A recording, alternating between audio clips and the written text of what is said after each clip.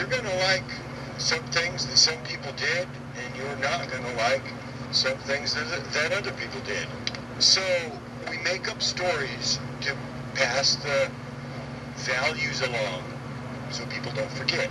And we put them in stories and package them, so to speak, so people don't forget them. Kids don't forget it. They learn it from the time they're little kids. They remember it in certain ways. And we, as adults, may all have all personal motivations as to why we're doing this. We might want our kids and future generations to remember the world as we see it, according to our attitudes, and wishes, as well as preferences, as well as dislikes, and according to our definitions. So we write our history books with all the songs and stories and legends that go on to proceed in a certain manner, in a certain direction, and then you end up with things like, I cannot tell a lie. I'm the one that chopped down the cherry tree. Come on. Nobody lied about, or didn't lie about, or told the truth about, or didn't tell the truth about chopping down any cherry trees. Because George Washington never said anything to anybody that anybody knew about chopping down a cherry tree. But we do know that he was a slave owner, and that he had teeth made of wood and bone from other human beings, possibly from slaves. I'm not sure about that, but we'll have to do some research. And Abraham Lincoln was a racist. Going back to the founders, Thomas Jefferson, a known slave owner as well as a serial rapist. Not even going to say that word on this channel. But we all know the history of our heroes, our legendary leaders, the ones that brought us to where we are today, that held this country together, and that made the country what it is, founded and shaped it. Ulysses S. Grant, the hero of the Civil War, which freed the human race, in America at least, of this horrible sin, slavery, set the captives free. And Ulysses S. Grant was known for basically using his soldiers like toilet paper, using them like hamburger meat. He knew, he said, to paraphrase, we're never going to run out of men. And in the end, the cause, which was the Union cause, prevailed, because men, yes, and women gave their lives willingly, of course. However, Ulysses S. Grant used human beings as if they were toilet paper, cannon fodder, to move the pieces along the board to get in the position he needed to be in, which was to gain General Robert E. Lee's surrender, which he did. And of course, this was formally signed and agreed upon and placed in the annals of history at at Appomattox. Not Fort Appomattox, just Appomattox. And we all know the stories. We've seen the pictures. General Grant, General Lee, shaking hands there at the table. In reality, no, nothing like that took place. Although something like that did take place, something like that. But it wasn't like that in that picture. General Grant was not dressed up. His boots were muddy. And he was wearing a private's coat, if I believe. I read that correctly. With the captain's bar on top, the captain's bars on top. A general, rather. I apologize to the memory of General Grant.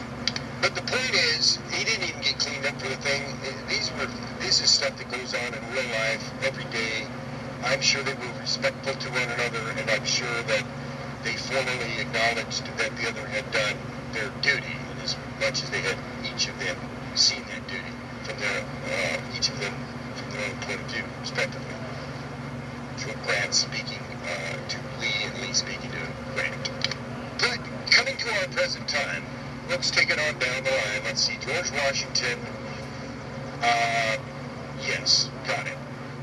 Thomas Jefferson, yes. Let's look at Abraham Lincoln. Teddy Roosevelt, keep going. Let's just call out the big ones here. Franklin Delano Roosevelt. Let's see now, we're missing one. Woodrow Wilson. Another big one. John F. Kennedy. Let's back up. Eisenhower. Now, these are the big ones that are coming to mind here. These are the ones that come to mind immediately. At the top of my own head here. For various reasons. And, of course, then controversial for other reasons. That yet we acknowledge these people as the president at the time, and in our history books as the president of that time. And that person did this or that person did that. And we try to separate passions of our own time, reading through our own lens of our time, to discern what it was that these people, these men, speaking specifically of the presidents, in this case, were thinking, and then what their possible motivations were. Yes, of course, but really what they did, really what they accomplished, because there's always the motivation. Of course, we could debate that for hours, of thousands of hours on end. And I'd love to do that. Put the coffee on. Let's go, baby. But the fact remains, some bad people and some good people in the office of the presidency, or as the president. So in other words, there were a lot of good people and a lot of bad people that were the president. For instance, I think most would agree, historians would agree, that if we look at the presidency of Abraham Lincoln as contrasted with the presidency of Andrew Johnson, you would see most historians would agree that Johnson was not the best president, and possibly not, didn't have the most purest of motivations as we would discern that in our time today, according to the general majority view, I would say. And this would really have to do with the politics of the time, and maybe the politics of our time. But then let's take another president, and this would have to do with the goals of, as well as the implementation of Reconstruction following the Civil War, of course, mainly I'm talking about. And I'm not going to get into the personal motivations of someone and say whether or not that person would or did not go to heaven, did go to heaven or didn't go to heaven. Or whether that person was sincerely intending to be a good person or sincerely intending to subvert and overthrow the American way and to harm the people because they wanted to control people and they wished to see other people under their feet for nefarious reasons, sometimes malicious and sometimes for selfish gain. That's not what I'm talking about. I'm talking about what these people actually did, what was accomplished, and how they are now seen into the public eye because of the history of their time as well as the evolving perspectives over the centuries and the decades, even the weeks, the months and weeks and days now that we have the internet. And the original founders, and now so let's come to this other one here. So Lyndon Johnson, he's another big one, vice president, and a lot of people would think and say correctly that this was a person who rose to power through an intent and was viciously and ruthlessly, I will use these terms carefully, but on purpose, seeking this power from the time he got into political office. This is Lyndon Johnson. And so as to the personal motivations of Lyndon Johnson, I couldn't say. We only know the stories that we've heard from those that knew him and accounted for and to his behavior and as to the possible then motivation we derive from these accounts and these stories, and we want to create out other stories that tell the stories that we want our kids to learn about certain people because they made us feel good, they inspired us, and so we say things like, George Washington told the truth about chopping down the cherry tree. We leave out the part about Thomas Jefferson being a serial leave that part out, which I'm not going to say that word. There's another word I'm not going to say. You know what that word is. It starts with a K, ends with the letter A, and that's all I'm going to say. And it has a hard sound in it, and that's all I'm going to say about that. But we leave out those parts about Thomas Jefferson, and we have a broad-minded view sometimes of the philosophy and approach as well as pragmatism of Abraham Lincoln. Yes, it's widely known, acknowledged that he was a racist, most likely a bigot, a white supremacist, and yet look at the work that he did. always in his behavior, always in his words, on record, and those that knew him, always opposed to slavery. So, whether we liked his ultimate goals or his personal attitude or whatever, he got rid of slavery. And there you go. Also, going back to George Washington, the slave owner, he got rid of slavery by setting the foundation for Lincoln to come along. And, of course, Thomas Jefferson helped to pen the mighty Declaration of Independence, where it was exclaimed, "We hold these truths to be self-evident, that all men are created equal by God." All men are equal, made equal by their Creator.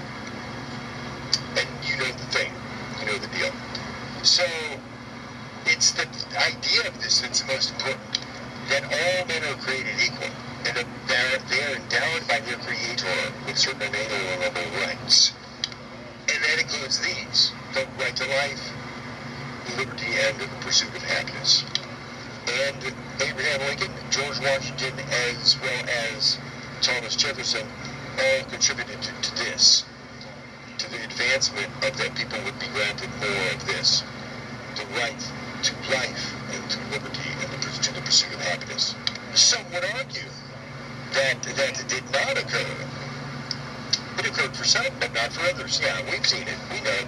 Manifest Destiny meant the expansive growth of America across the country, the land, actually, and it meant the decimation of, as well as the destruction of, and shall I dare say, genocidal behavior towards the people that lived here before. And these were the ones that we call Indians, American Indians, or Native Americans. And this is a cycle that goes on. Look at the societies that were here before, and then the societies that are here now, and then the societies that will be here afterwards, after America's gone. Whenever that happens, and that might happen tomorrow, it might have happened last week. We don't know. But this thing ain't going to be around forever. And in the meantime, we have a set of rules. It's called the U.S. Constitution.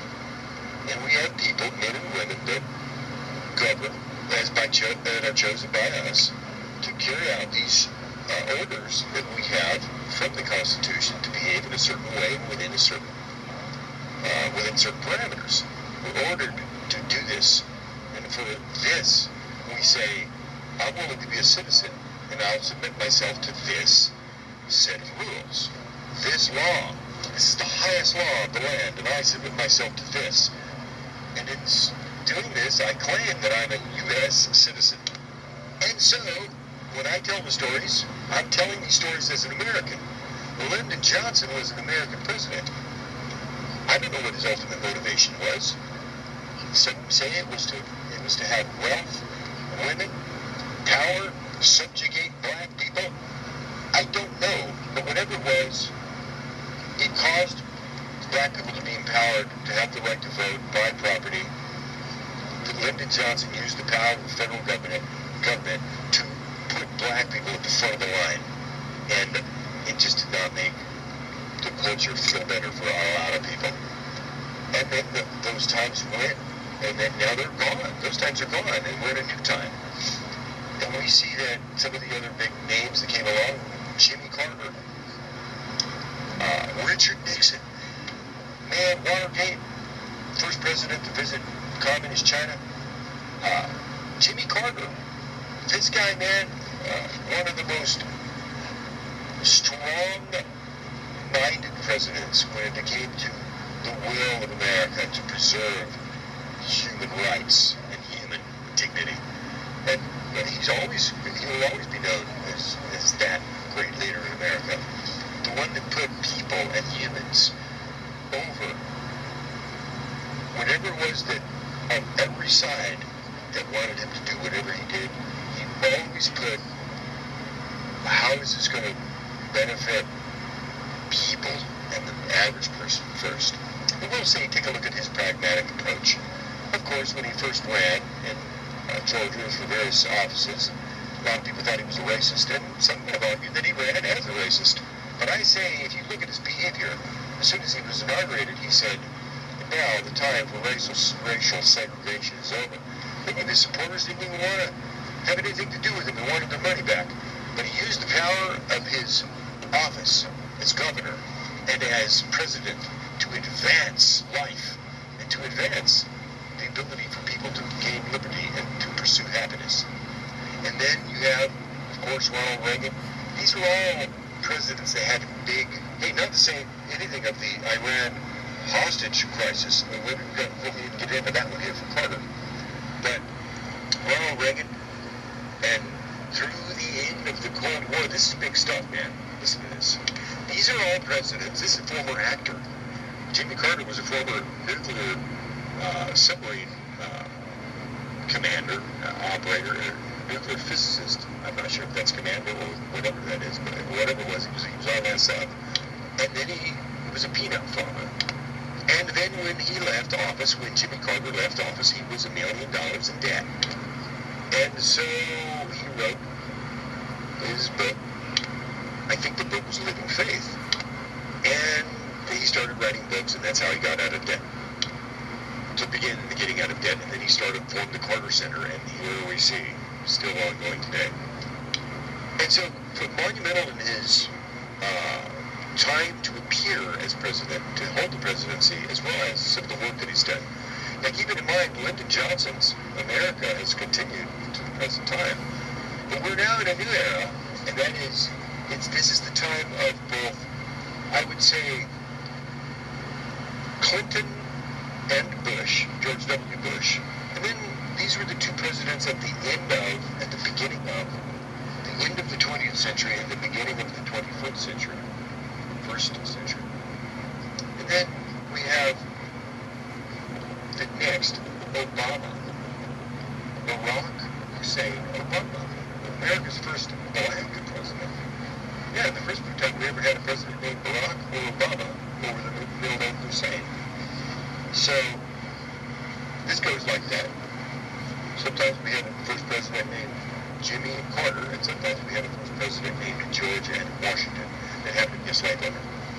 I don't believe that Barack Hussein Obama was a slave owner, but we do know that he was a rapper, and we also know that he liked to play basketball. He had some basketball courts put up in the White House. And you can see all this on the internet. And Barack Hussein Obama is the first president that I will say was the first president that fully embraced the internet as a medium and entertainment tool to speak directly to his base. And everything about Obama was perfect for this time, coming into using the new media, as they called it, to the greatest advantage. And was able to pass reform, healthcare, absolutely. The Affordable Care Act, Obamacare, commonly as it's called, this is revolutionary. And while it's not perfect, as many have noted, some of us have gained the benefit, and others of us have seen, well, we could go a lot further. Hey, but that's just my opinion. Each of us has one. We're all taking time to listen to our own. I'm just pointing out that many presidents in our time, possibly your time, my time, our time as Americans, have accomplished things to move the ball forward, and yet they're controversial in many ways. A lot of people said, well, Obama's not even born in the USA. He had to produce his birth certificate all over the country, all over the place, wherever he went. And that's still ongoing today. And then, of course, we had Donald J. Trump. And Trump is the last president that we had, in that the first president that I think, according to my reading and memory of U.S. history, did not attend the inauguration of his successor, and I think in protest to the outcome of the election of the year that he was running for the election, and that would have been 2020, and so then the election would have been the 2020 election, and which, according to the certification process of the U.S. Congress, and according to their performance as per the U.S. Constitution, this hasn't gone to the Supreme Court, of course, yet, but the election was ruled in favor of Joe Biden, and who is now the president, U.S. President Joe Biden. And Trump was instrumental in, actually had a direct hand in changing the face of America. I've said it for years. I always said Trump could be the next Lyndon Johnson. We'll have to wait and see. It looks perhaps that I was right. I saw that correctly, called it accurately. We'll have to see. Each of these presidents has done magnificent things in their time, whether you like it or not. Great things, whether you like it or not. Things that are going to last, whether you like it or not. Whether I like it or not. The Supreme Court makes decisions long after the presidents that appointed them are gone, whether I like it or not. And that's just how America works. So in the meantime, good and bad people are going to hold this office. Every time I disagree with someone doesn't mean I have to become their personal enemy for life. Every time I have an opinion that's different for someone, or I learn that someone thinks differently than I do, I don't have to hate that person forever. I can just not have dinner with them one night. So, why don't we get it together, Americans? Why don't we start treating each other as if we're actually in this thing together? We live under the same rules. We live according to the same laws. It doesn't really matter what your religious beliefs are, or gender preferences to identity, or what your sexual tendency or preference is. What church you go to or don't go to, or who your favorite baseball team is, or even shouldn't matter what zip code you live in. What should matter is you are an American, and if I'm an American, well, what really should matter is that we're all human beings. But come on, man, we got to draw a line somewhere. We got to look out for ourselves first. That's why we have borders. That's why we have rules. That's why we have fences, doors, locks, and keys, and doorbells, and secret passwords and codes to get in and out of certain places. The U.S. Constitution is the governing guideline for all Americans. It's the rule that we all should be living by. It's the highest law of the land. Not some holy book, religious book, the Bible, the Quran, or the Torah, Superman, Action Comics #1. No. It's the U.S. Constitution, starting with the Declaration of Independence. That's how I see it. That's my opinion. Friends, you're welcome to join me if you wish. This message goes out to all Americans and to President Joe Biden. If you hear this, we are standing with you as with all Americans. Let us all stand together and move the ball forward. Living according to our conscience, yes, but living according to the U.S. Constitution and regarding each other as friends and neighbors, allies in good faith, when and where we can, whenever possible, regardless of our religious preferences and so on, as we've already said, skin color, year of birth. Let's move on. Let's do this together. We can. May God bless America. And may God protect our troops. And may we walk in the right as the good Lord gives us the ability to see that right. Good night.